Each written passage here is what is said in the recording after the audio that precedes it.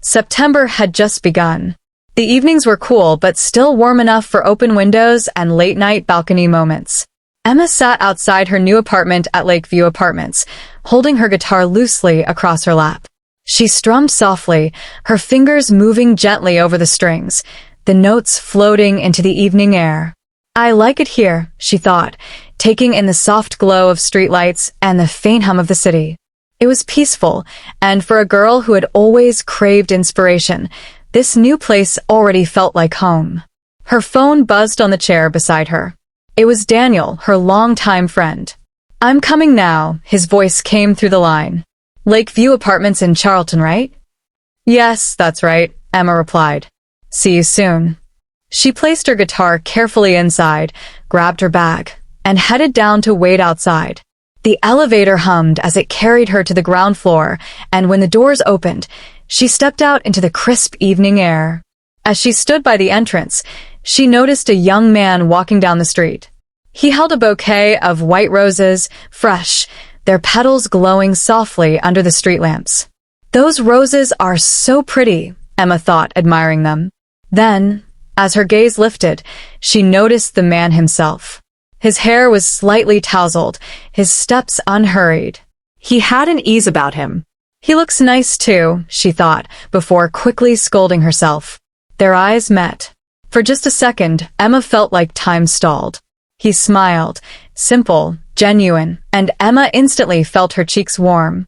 She turned her face away, pretending to look at something else, her heart suddenly racing. Will, meanwhile, had noticed her too. A girl with a guitar case at her side. It reminded him of his own guitar, tucked away in his room, untouched for too long. "I should play mine more often," he thought. Then his eyes returned to her, and he couldn't help but smile. Something about her felt different. Natural. Emma, embarrassed by her reaction, looked away quickly. She could feel her face turning pink, as if everyone on the street could see what she was feeling. Just then, Daniel's car pulled up to the curb. "Hey, Emma," he called cheerfully. "Are you okay? Your face looks a little pink. What's wrong?" "Oh, nothing," Emma said quickly, trying to sound casual. As they drove away, Daniel talked about his week, his classes, and his plans, but Emma barely heard a word. Her thoughts were tangled with questions. Who was he?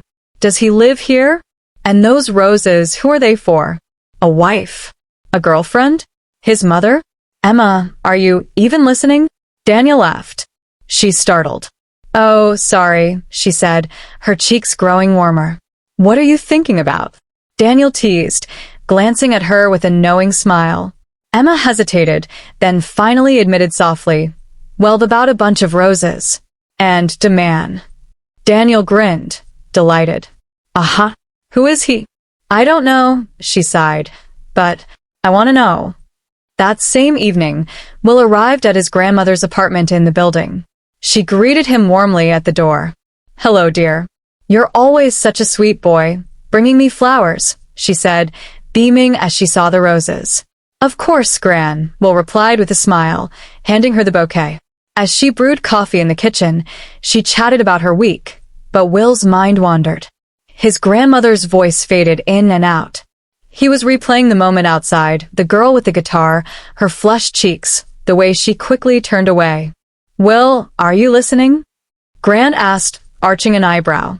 He blinked, realizing he'd missed everything she said. "Oh, sorry, Gran. It's nothing." But it wasn't nothing. He couldn't stop thinking about her. Later, as he left, the memory stayed with him. Getting into his car, he glanced once more at the balconies above, wondering if she lived here, if she was still awake, if she was strumming her guitar again. "Where does she live?" he thought. "How can I meet her?" He sighed, feeling both restless and hopeful. A few days later, Will returned to his grandmother's apartment. It was another sunny September afternoon.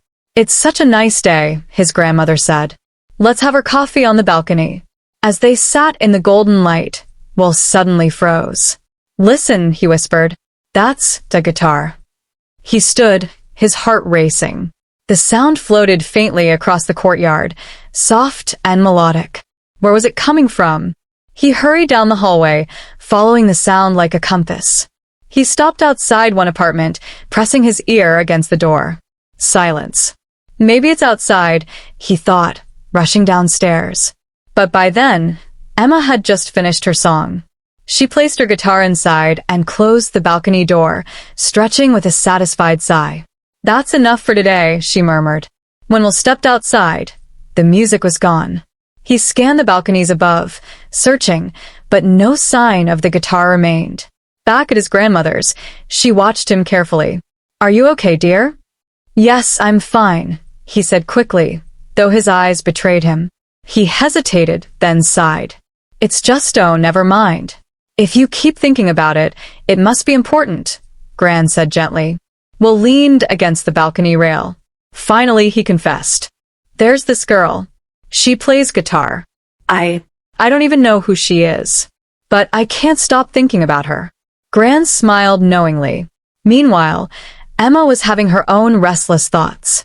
Every time she passed the lobby, she looked around, wondering if she'd see him again. But days went by with no sign of him. Still, the memory lingered. His smile, the roses, the way her heart had raced. And though she didn't know it, only a few floors away, Will was wondering about her just as much.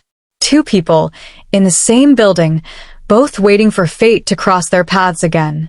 A week later, Emma was returning home after a long day at her music classes.